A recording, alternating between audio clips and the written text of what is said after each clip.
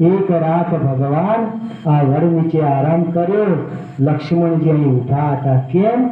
સુમિત્રાએ કહ્યું કે બેટા, જ્યારે લક્ષ્મણજી સુમિત્રાને આજ્ઞા લેવા ગયા, રામે કહ્યું હતું કે લક્ષ્મણ વનમાં આવ્યો તો માની આજ્ઞા લઈ લે, એમને આવતો નહીં।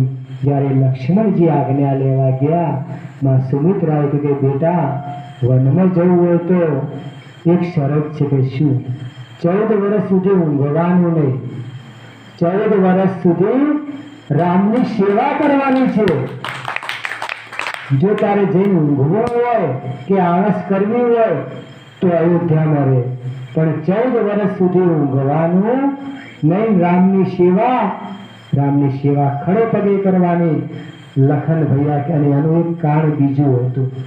એક કારણ એ હતું કે ઇન્દ્રજીતને વરદાન હતું, રાવણના પુત્ર મેઘનાથને વરદાન હતું કે જે પુરુષ 14 વર્ષનું ઊંઘશે નહીં તે જ એને મારી શકશે, બીજું કોઈ એને મારી શકશે નહીં।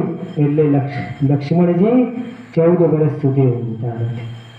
એ વખતે કહે છે કે આ જગ્યાએ લક્ષ્મણજી ઊભા હતા અને મા જાનકી એ વખતે ઘાસ પાથરેલું છે।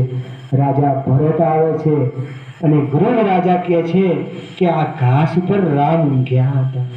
આખી રાત આ ઘાસ ઉપર આરામ કર્યો હતો। ભરતની આંખમાંથી આંસુ આવે છે। માં કૈકેયીને કહે છે, માં કૈકેયી, મારા ભાઈને આવું વન આપ્યું? મારો ભાઈ અયોધ્યાનો રાજકુમાર સુકોમળ મારો ભાઈ એ આખી રાત આ ઘાસ પર ઊંઘ્યો? માં ત્યાં શું કર્યું? મારા ભાઈને વન આપ્યું। એ વખતે ભરત દડ હસે છે।